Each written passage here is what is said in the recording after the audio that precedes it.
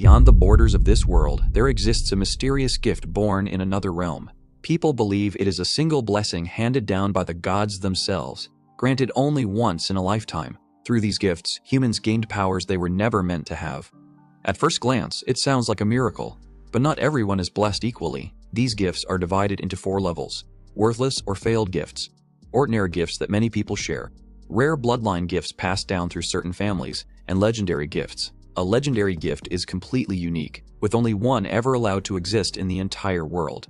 Because of this ranking system, those born without a gift are immediately labeled as useless. Worse still, they are shunned, looked down on, and their lives are decided by where they were born. Wanting to show their strength and authority, kings and nobles chase after powerful gifts, which leads to constant wars as powerful nations invade weaker ones. That's absurd. There's no way that could be true.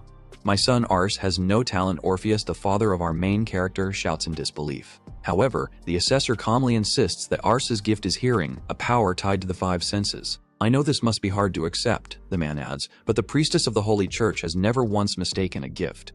Orpheus no longer hears another word. His heart sinks as fear fills him, knowing his son inherited neither his ability nor his wife's. Turning away, Orpheus leaves in silence, haunted by the thought that he married a woman of higher rank and sacrificed everything, all for the sake of Aeshel's. But an even darker worry weighs on his mind. If people outside the family discover that a useless child was born into his bloodline, the family's honor would be ruined, and his own status would crumble with it. How can I stop the secret from leaking out? If this fate was unavoidable, then Ars should never have been born. That thought sparks a cold answer in Orpheus's heart. His son simply should not exist. With that twisted resolve, he storms into Ars's room and finds his wife, Philia, gently smiling as she holds their baby. Before she can finish speaking, Orpheus rips Ars from her arms and declares that he will get rid of the child. "Why would you do something so horrible?" she screams, saying it makes no sense. Orpheus snaps back that Ars has a useless gift and that he has no need for an incompetent son. The moment she hears those words, all color drains from her face. Could he truly go that far over something like this? Sadly, in his unhinged state, he can.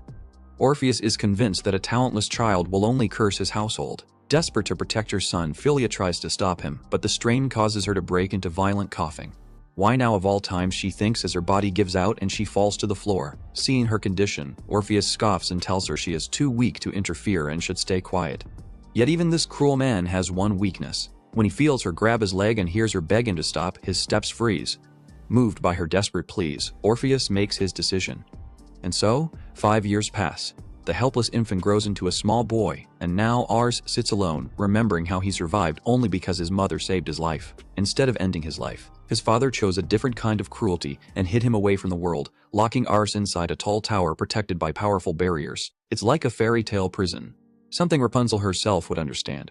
Ars's gift, known as hearing, sharpens his ears far beyond normal limits. However, it comes with a painful flaw. He cannot use magic at all and can only sense the sounds around him. Just then, the door slowly opens and his mother steps inside, gently asking if he's listening to noises again. She even teases him, wondering if he's using his power for mischief. Ars jumps up, happy to see her, but his joy quickly turns into guilt since there is nothing fun they can do inside the tower. Seeing his sad face, how could she ever be angry with him? After all, any child would be lonely when trapped in a place like this. So she smiles and asks if they should practice letters today, and his mood instantly brightens. Ars knows his mother is weak, since he only gets to see her a few times each month. Still, whenever she feels well enough, she always comes to visit him without fail. Even on days they cannot meet, Ars can tell she worries about him, and he knows this because of his hearing. Those moments with her are the only times he truly feels calm and safe. After studying, she asks if something is bothering him, but he shakes his head and says it's nothing. Instead, he asks about her health. "Are you worried about me?" she asks with a smile. "Do I look pale?" It's not exactly that. But Ars notices her heartbeat sounds different than usual. Then again, he wonders if he's mistaken, since her heartbeat is always so faint that it sometimes reminds him of a small animal. "A what?" she asks in surprise. Laughing softly, she tells him she's the same as ever, even if she isn't very healthy.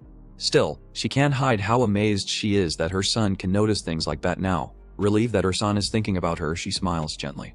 Before leaving, she removes the cross necklace from her neck and places it in Ars's hands. "Give this to your father when you finally get a chance to speak with him," she says softly. "It should help the two of you make peace." She even says she added a wishing spell to it so they could get along better. And if he still refuses to listen, she won't forgive him. Hearing that makes Ars quietly wonder whether it's really a blessing or some kind of scary magic, and he can't tell which it is. Even so, his mother stays hopeful, saying that if he and his father reconcile, she dreams of them all going outside together to play, and just imagining that would make her very happy. Suddenly, she coughs into her hand and freezes when she sees blood on her palm. Shocked, she quickly says goodbye and apologizes for ending their time together so suddenly, explaining that she feels a bit tired and will return to her room. Ars doesn't think much of it and simply asks her to visit him again soon. She pats his head, telling him to take care of himself and stay healthy. Later, back in her room, she apologizes to Orpheus, now realizing her anus is far worse than she believed. With sadness in her voice, she admits she wanted to stay by Ars's side a little longer. "Why do you care so much about Ars?" Orpheus asks coldly. "Because he's my son," she replies. Orpheus argues back, calling Ars a defective child and saying Philia has been reckless ever since his birth. He tells her not to waste time on pointless things and to focus on herself instead, adding that she is still precious to him. Hearing that, she asks if he's jealous of their son. Then, calmly but firmly, she says that talent doesn't matter and asks him a painful question. "Did you only treasure me because I had talent?" Put on the spot. Orpheus grows defensive. But before he can answer, Philia tells him that if that isn't true, then she wants him to face Ars as well. Because Orpheus chose not to kill his son back then, Philia's life was spared, and for a time things became a little brighter for her. She believed that one day Orpheus's life would change too. "When I'm gone, please cherish that child," she once wished. Sadly, that hope never came true. Several months later, Orpheus suddenly visits the tower where Ars is kept, leaving the boy confused. He coldly explains that this visit is because of Philia's final wish. She wanted Ars to live freely, instead of bringing comfort. Those words only deepen Ars's confusion, and that is when Orpheus finally snaps. Angered that his son cannot understand, he shouts the truth. Philia is dead. She lost her life to her illness. Aphes breezes as the words sink in. "Mother is dead." Orpheus explodes into a harsh rant, telling Ars that his own thoughts were never the same as Philia's, and that he has no intention of letting the boy go free. From now on, he says he won't hold back anymore. Eris must begin magical development at once. Still, claiming it is for Philia's sake, Orpheus gives him a short grace period and tells him to be ready next time. That next time comes immediately. Ars is shown chained to the wall while his father carries out cruel acts on his small body. "It must hurt," Orpheus says coldly. "Change your gift quickly." As if that makes it better, he promises to heal Ars afterward with magic. This twisted act is called magical development, a forbidden method that uses pain to force change. In truth, it is nothing but torture. People may break under it, but gifts never change. After losing his wife, Orpheus becomes consumed by this obsession, driven only by his wounded pride. Alone in his cell, Ars quietly apologizes to his mother, blaming himself for never being able to get along with his father. But there is something important that Orpheus does not know yet. Everyone knows Ars was born with the gift of hearing. At first, it only made his ears sharper than normal, but after his mother passed away, something inside him changed. His hearing evolved, allowing him to recreate the knowledge he learned just by listening. On top of that, he could now use magic. From that moment on, Ars decided to collect knowledge from all over the world. The amount of information out there was endless, and it lit a fire in his heart, pushing him to keep listening non-stop. Magic in particular fascinated him. Even though his hearing gift places limits on how he can use magic, he can still cast most spells simply by understanding them. Ars doesn't even realize how deep his magic power truly is, a strength he inherited from his mother, who was once a gifted mage. Lying on his back, Ars opens his eyes and stares at the ceiling. 10 long years have passed since he was sealed inside the tower. Oddly enough, he doesn't find it so bad. The tower served its purpose and the harsh training was needed. More than that, the silence here was perfect. The quiet allowed him to listen to distant sounds from across the world without interruption. If there had been noise, his progress would have slowed greatly. Still, Ars feels no attachment to this place anymore, especially now that his mother is gone. His biggest weakness is his lack of real-world experience. If he truly wanted to, he could defeat his father. But the world beyond the tower is vast, and he doesn't know what kind of powerful people exist out there. The only way to understand his true strength is to test it someday. For now, though, Ars is thinking about something much simpler. Dinner. His father's voice echoes as a piece of bread is tossed onto the floor at his feet. Ars doesn't even bother to move. Instead, he calmly asks if that dry piece of bread is all he's getting. His father scoffs and snaps back, asking if Ars really thinks he has the right to complain. "You're trash," he says, "worse than someone who lives off others." A grown man yelling at a child, nothing new here. Ignoring the insults, Ars asks something else instead. "Are you done with magical development now?" After all, he survived 16 years of that cruel training. Orpheus has clearly had enough. From his point of view, Ars's gift of hearing never showed any change at all, so continuing would be a waste of time. "So I'm useless now," Ars says quietly. He already knows the answer, but hearing it out loud still matters. His father answers with the same cold tone, adding that the next family heir has already been chosen. Ars's younger brother has inherited the powerful bloodline gift. How wonderful. And what about me, Ars asks. Orpheus replies that he'll give him just enough food to stay alive, and when the time comes, he'll let him go. That was your mother's wish, he adds. Mother, Philia, Ars repeats. If that's the case, then this timing is perfect. In the next moment, Ars snaps the shackle on his arm as if it were nothing, breaking the chains with ease. Orpheus can only stare in shock. Today we part ways, Ars says as he places his hand on the wall. I shall take my leave. A glowing magic circle spreads across the stone, followed by a loud blast as Ars breaks through the tower. Orpheus trembles, frozen in fear. Impossible, that was magic. And he's right. This is the very power Orpheus once called useless Ars's hearing magic.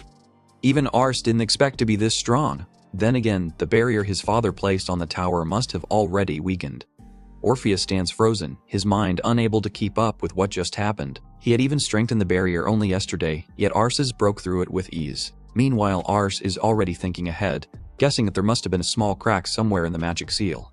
With nothing left to learn inside the tower, his goal now lies far beyond it. He wants to face beings stronger than demon lords, those known as the very peak of magic. Ars turns back one last time and looks at his father. I will reach the pinnacle of magic, he says quietly. I want to learn magic, even if I don't fully understand it yet. With those words, he jumps down without hesitation. Orpheus rushes to the edge and looks below, stunned. What did he just say again? Find the pinnacle of magic. Elsewhere, the sound of frantic footsteps echoes through the area. A beautiful young girl is desperately running from those chasing her, her hands tightly bound. As she runs, she looks at the vines ahead and thinks that if only she could remove them, she might escape. Suddenly, she trips and crashes to the ground. Looking down, she sees vines wrapped tightly around her legs, glowing with magic. She's been caught. Well, if it isn't Princess Yulia. A man's voice calls out. More men appear beside him, 5 in total. One of them stiffens in shock after realizing who they cornered, while the hooded man steps forward with a polite smile, asking if the princess is simply out for a walk. Yulia plays along, calmly saying she only wanted some fresh air after being locked up for so long. Something about her words irritates him, and his smile fades at once. We apologize for our disrespect, but this has gone far enough, he says coldly. Because of you, we've lost many mages. He orders her to stop resisting and return quietly, reminding her that escorting her to the imperial capital is a direct command from His Majesty the Emperor. He warns her that if she keeps acting on her own, it will be hard to treat her politely anymore. Huh, she thinks. Is this what they call polite? This time, Yulia fires back with her own warning, saying that if she gets hurt, they will pay for it. The man clicks his tongue and snaps that injuries can always be fixed with magic. He coldly adds that they could even disgrace her if they wanted.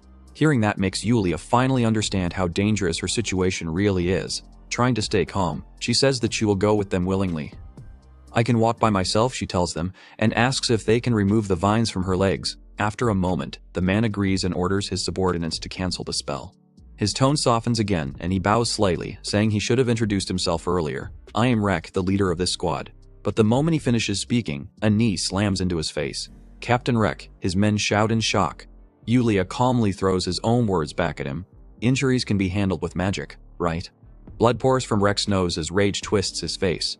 Enraged, he commands his men to restrain her. Once again, Yulia is tied up, but this time, Rek wants her to suffer. Cut off her limbs and take her with us, he snarls. We can heal her once we reach the capital. One of the men nervously asks what they will report to Lord Albert. Rek scoffs, saying they won't reach the capital anytime soon anyway. Besides, Lord Albert plans to visit nobles along the way, so as long as she stays alive, there's no issue. He raises his sword and swings, and Yulia braces herself for pain that never comes. Instead, Rek's blade shatters mid-swing. From behind them, a calm voice speaks. Your swords break pretty easily, don't they? Of course, it's Ars. Ars politely says sorry for stepping in, but explains that he has something he needs to ask first. Rek snaps his head around in anger, shouting to know who dared interrupt them. At the same time, Yulia's face brightens with hope. Did this person just save me, she wonders? Acting calm as ever, Ars casually tells them his name, which only makes Rek even angrier. Was that your magic just now? Rek demands. You don't even know who we are, do you? Ars replies that he does. These men are magic knights from the Earth Empire. Looking at the scene, he tilts his head and asks if magic knights are really just fools who gang up on a single woman like bullies on horseback. That comment nearly makes Rek explode with rage. He swings his weapon at Ars without thinking, but Ars easily dodges the attack. Still, this is the perfect chance. Ars had heard rumors that the Earth Empire's magic knights were full of talented fighters. There's a technique he's been wanting to test, though this will be his first time using it on a person. As Rek charges again, Ars calmly raises his hand. At that close distance, Rek has no way to escape. A blast of wind slams into him, sending his body flying through the air and crashing into a tree far away. Yulia's eyes go wide. Was that chantless magic? Ars, however, is worried about something else. Is he not dead? He honestly thought Rek would block the attack, since it was his weakest spell. The other magic knights are just as shaken as Yulia. They also realize what they just witnessed magic cast without chanting. One of the knights quickly tries to calm the others, pointing out that Ars used low-level magic based on his movements and words. His magic type must be wind, or maybe storm, he says. We still have more people. If we stay careful, we can still win. That's what they all say. Seeing the knights getting ready to rush him together, Ars decides to handle them all at once with wide-range magic.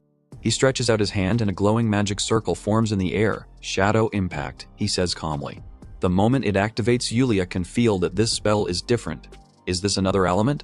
But wait, isn't a person only supposed to have one gift? The knights suddenly freeze in place.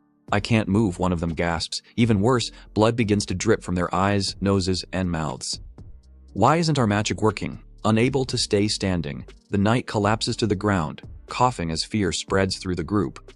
This spell fills its targets with terror and confusion. Ars explains that it messes with the mind, shaking the ground through sound that enters the ears and strikes the brain. He honestly believed they would block it with defensive magic, since he thought it was easy to counter. But by the time he finishes explaining, no one is left who can hear him. Disappointed, Ars frowns. If his enemies fall this easily, how is he supposed to test his own strength? Shaking off the thought, he turns to Yulia and tells her they should remove her restraints. She explains that the bindings are a special magic tool. That's not a problem, Ars says simply. He knows how to break those. Sound of death, he whispers. A small magic circle appears around the chains, and in an instant, they shatter, freeing Yulia's wrists. She stares in shock.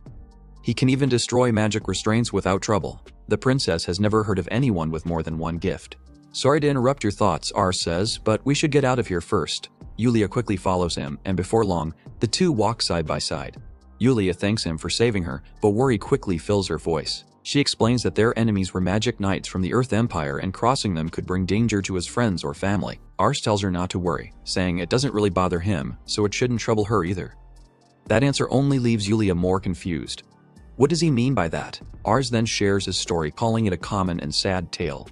A child born with a useless gift in a noble family hidden away only because his mother protected him. After his mother passed away, his father forced him through painful magical development that never worked. Like many men who lose their wives, his father remarried, and the new wife gave birth to a talented child, making Ars no longer necessary. With that, Ars casually finishes explaining how he left that place behind. He talks about his painful past as if it were nothing, which surprises him when Yulia suddenly steps in front of him. If that's true, then you should take better care of yourself, she says firmly.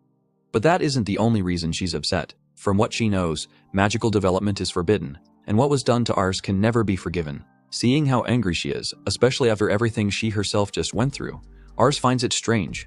She doesn't need to worry about anyone else right now, and yet she's worried about him. She's kind, Ars thinks. It's been a long time since anyone cared about him like this, the last being his late mother. I'm glad you're angry for my sake, he says with a gentle smile, but you don't need to worry about me. Then he adds that he hasn't properly introduced himself. Like I said before, my name is Ars. I'm Yulia, the girl replies. Yulia deatiled. Hearing that name, Ars pauses, remembering a country with the same name that was once destroyed by the Earth Empire. So she carries the deatiled name and is being hunted by the Empire. On top of that, the crest on her clothes clearly marks her as royalty. With that in mind, Ars asks if he should call her a princess. Yulia hesitates, saying she isn't even sure she still deserves that title. Changing the subject, Ars says he's impressed she managed to escape despite being captured and tied up. Yulia hugs herself and says it was only luck, adding that she doesn't want to remember those terrifying moments. Hearing that, Ars suggests they put as much distance as possible between themselves and this place. Then Yulia suddenly wonders where Ars is planning to go. He tells her he was heading to the City of Magic. It's a massive city ruled by the Magic Association, a place with its own rules that refuses control from any nation. Known as the center of the world, it gathers powerful gifts and deep magical knowledge. There's someone he wants to meet there, someone who once said he hoped to visit that city someday. When Yulia hears this, she asks if he would mind her joining him, which catches Ars off guard. She explains that she was also planning to go to the City of Magic, As she reminds him, the Earth Empire is chasing her, and traveling together could bring him trouble. Even AS knows she won't be able to escape the Empire so easily, but resisting them isn't simple either. After thinking it over, he decides it should be fine to head there together, since the City of Magic is independent. Ars tells her they should travel as a pair. Still, Yulia asks one more time if he's really okay with that, saying she's heard that on long journeys, companions appear, and that two people are stronger than one. Ars tells her that he's looking forward to traveling together, and Yulia feels deeply relieved. She thanks him again, saying she might even be able to help guide their trip since she knows a few people along the way. Then shall we set off, she asks. It should take about 1 day to reach the City of Magic, marking the start of their journey side by side. As they walk, Yulia brings up something that's been on her mind. Earlier, you used several kinds of magic, she says carefully. If you don't mind me asking, what is your gift? Aris frowns and stays silent, which makes her quickly worry that she crossed a line. Was that something I shouldn't have asked, she says nervously. No, that's not it, Aris replies, stumbling over his words. He pauses, sighs, and then gives in. I guess I should tell you. My gift is hearing. Yulia freezes in shock. Hearing. She honestly admits it's the first time she's ever heard of such a gift and doesn't know how to react. Even so, one thing is certain. Ars was clearly using magic. Ars explains that his gift was once just sharp hearing, but at some point he discovered he could use magic through it. I don't really understand it myself, he admits, other than how gift attributes work. At least Yulia doesn't look down on him for not knowing everything about his own power. In this world, being good at hearing is usually seen as useless, or so Ars believes. Yulia shakes her head, saying she thinks it's an amazing gift, something others would envy. Ars tries to play it down, saying all he can really do is overhear things, which isn't something to brag about. Even so, Yulia reminds him, that ability is what saved me. I think it's a gift you should be proud of, she says warmly. Her words make Ars smile. But enough about me, he says, now curious. What about your gift, princess? With a gentle smile, Yulia tells him that her power belongs to a magic system called White Light. This time, Ars is the one left speechless. Doesn't it suit me? She asks playfully. Ars answers honestly, saying it's the perfect gift for a princess, and that praise makes her beam with joy. Truth be told, Ars isn't completely unfamiliar with her power. He has heard stories about the light gift before. It's said to be an incredibly rare ability, a legendary power that exists only once in the entire world. That makes this meeting even more shocking, since he never expected to meet someone with such a gift out here. Your magic is fascinating, Ars says sincerely, then asks if she could show it to him sometime. I can show you right now, she replies, forming a soft, glowing orb of light in her palm. Ars scratches his head, realizing that using such magic is like sending a signal for enemies to find her. Still, if that happens, won't you come save me again, she teases. Ars admits that it would be troublesome, which makes Yulia laugh. They continue walking until the sky begins to darken, and Ars suggests they set up camp before night falls. After we rest, we'll head for the border, he says. Later, the sound of a blade striking wood echoes through the camp. Oops, Yulia cries out. Ars quickly catches the knife, his face suddenly serious. I'll handle it, he says. Yulia immediately offers to help, but Ars tells her she doesn't need to worry. Still, aren't they supposed to help each other? Despite how dramatic it sounds, the task is nothing more than cutting vegetables. Yulia feels bad watching Ars do everything alone and insists on helping. Before handing her the knife, Ares asks if she knows how to cook. I'm good at making sweets, so please leave it to me, she answers happily. Well, if she says so, Ars thinks, then she might as well give it a try. Since Yulia is in charge of cooking, Ars says he'll take care of the fire. At least that part should be simple, or so he thinks. Ars, I don't think you can start a fire with a fork and knife, Yulia says gently. Ars tries to act calm, even though he's clearly embarrassed. Luckily, Yulia doesn't tease him. Instead, she hands him a pair of firestones, making him realize that what he was holding really was just eating tools. She asks if he's never used cutlery before, and Ars explains that the food he was given long ago could always be eaten by hand. Yulia smiles and says he should learn how to use them someday, though Ars admits he doesn't even know where to start. Then let's light the fire together, she suggests. She steps close behind him and softly guides his hands, showing him how to strike the stones. Before long, a warm flame sparks to life. Sitting across from each other, Yulia tells him he can ask her anything. Ars watches the fire closely, impressed, and suddenly realizes that she's clearly used to this kind of work. I struggled at first too, she says, but one of my maids was very good at these things and taught me. Ars blinks in surprise. Who would have thought a princess could handle chores like this? Then again, maybe Yulia also went through her own kind of training. Still, it wasn't harsh, since her maid was kind and patient, just like her. Soon, Yulia starts preparing the meal, and Ars can't help but look forward to tasting it. Watching her work, he notices how smooth and confident her movements are. making dinner seem very promising. At the same time, Yulia remembers how Ars touched her restraints earlier even though they were enchanted. That was surprising, she says. Oh, I dispelled the magic on those too, Ars replies casually. For some reason, the restraints had already become weak and easy to snap, Ars explains. Was that not because of you, he asks.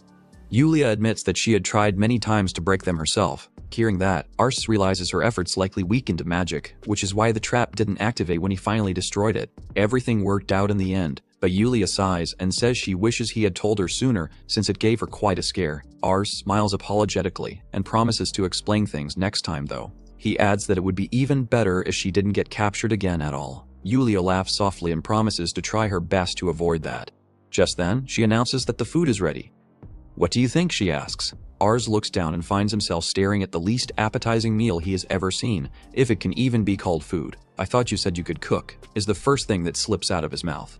To be fair, Yulia explains that it was always her maid who did the cooking. She had only watched many times and thought she could copy it herself. Very bold of her, honestly. Ars is kind enough to call it creative instead of terrible, though he wonders what exactly happened to the ingredients. They now look less like food and more like a battlefield. No, a funeral for vegetables. Yulia lowers her head in embarrassment and apologizes over and over. Ars takes a bite and calmly says it's not bad. It actually tastes good, he adds, telling her to eat before it gets cold. Yulia stares at him and asks if he's serious. He nods and repeats that it tastes fine, at least to him. Holding back tears, she wipes her eyes and takes a bite herself. And that's all the proof she needs. It's completely inedible. Ars keeps eating the meal like nothing is wrong at all. Maybe all that harsh magic training raised his tolerance for terrible things. Seeing him continue without complaint, Yulia feels she has no choice but to keep eating too. Even though she's shaking from how awful it tastes, she quickly changes the subject and asks about the city of magic. What does Ars plan to do once they arrive? Before answering, he checks if she's feeling okay, then says he plans to relax for a while and take things slow. That reminds him of something she mentioned earlier. Didn't she say she could guide him because she knew someone there? He asks if that person is also a deatiled. Yulia smiles and explains that the person she meant is actually her sister. She proudly says her sister formed a guild in the City of Magic, and that Yulia will stay under her care for some time. Ars thinks to himself, the sister of someone with a light gift, huh?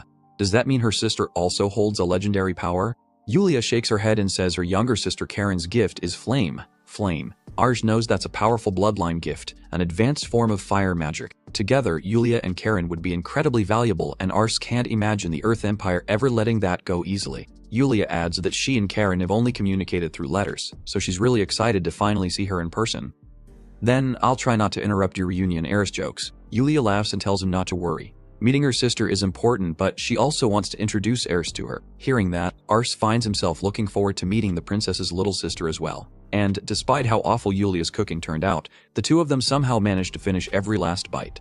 With their meal finished, Ars suggests they keep moving and rest after crossing the border. Yulia agrees, reminding him that they still need to stay alert since they're in enemy land.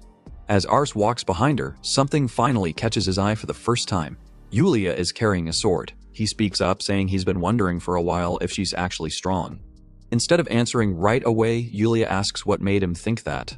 Then Ars realizes it. The sword at her side looks like it came from one of the men he defeated earlier. Now that her restraints are gone, she can use her gift again, but carrying a sword also means she knows how to fight with it. Yulia smiles and confirms his guess. Even if I don't look it, I'm quite skilled with a blade, she says proudly.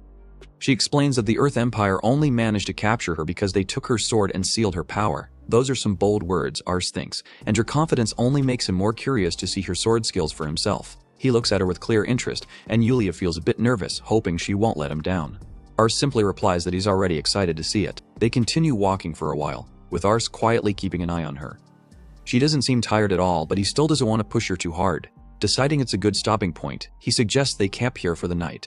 Yulia agrees, though she notices how thoughtful he's being. You don't have to slow down because of me, she says. I may not look strong, but I've kept up with my training. Ars answers calmly, pointing out that they've already made plenty of progress for one day. Monsters are known to become far more active after dark. No sooner does Ars say this than he senses several creatures closing in. He suddenly stops, and Yulia notices at once. What's wrong, Ars? She asks. Ars already knows something dangerous is coming. The only question is how to deal with it.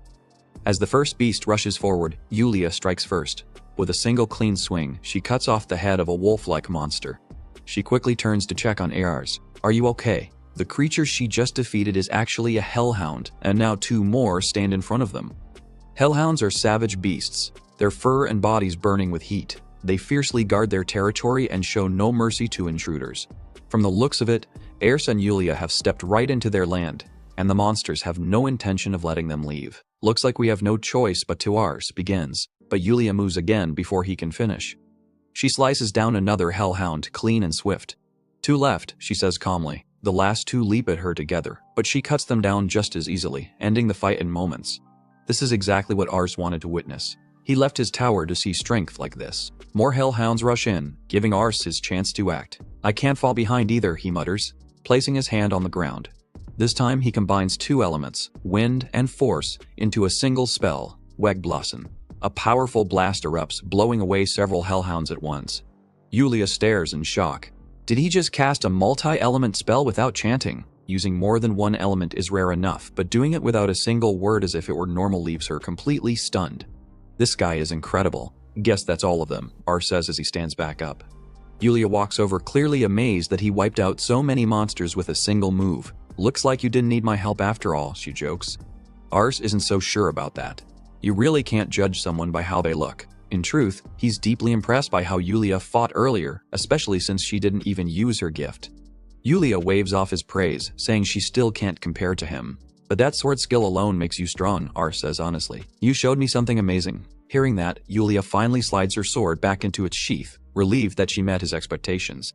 A second later, she realizes she may have gotten a little too excited. Putting the battle aside, Ars suggests they rest here for the night, even though the spot isn't very scenic. The warmth from the fallen hellhound's fur should last a while and help keep the cold away. He hands Yulia a blanket, telling her to use it since mornings can be freezing. Yulia thanks him, but then asks what he plans to use. Ars replies that he'll be fine with the cold, saying he's used to it by now. That answer makes Yulia pause. Why is he always putting her first? After thinking for a moment, she sits down right beside him and suggests they share the blanket to stay warm together. Ars hesitates and asks if she's really okay with that. She smiles and says it would be a problem if he caught a cold instead.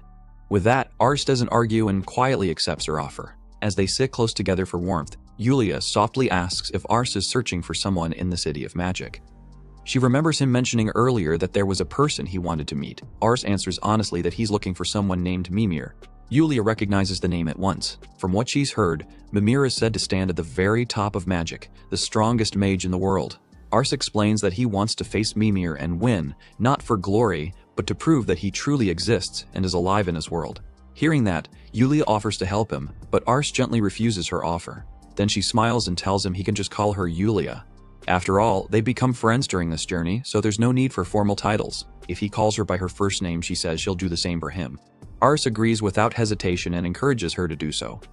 Then Ars, Yulia says, asking what he was about to say earlier. He replies that he simply wants her to focus on the things she needs to do for herself. Suddenly, she clings to his arm from behind, saying that because he saved her, she wants to help him even if he turns her down. Feeling her hold tighten, Ars asks if she's cold. Yulia panics and quickly apologizes, saying that's not the real reason she moved closer. Ars tells her there's no need to apologize, guessing she must be exhausted after running so much today. He gently suggests she get some rest to recover her strength. She apologizes again, but deep down, there's more to her behavior. Ever since the Earth Empire captured her, Yulia has struggled to trust men. That fear didn't spare Ars either, which is why she kept testing his kindness again and again. And every time she tested him, Ars only responded with honest kindness. Realizing this, Yulia feels guilty for doubting someone so pure. Ars, you're truly a kind person, she says softly. You saved me again and again, and I don't even know how to repay you. It hurts her that she has nothing to offer in return right now. So instead, Yulia makes a promise. No matter what trials await him, she will stand by his side.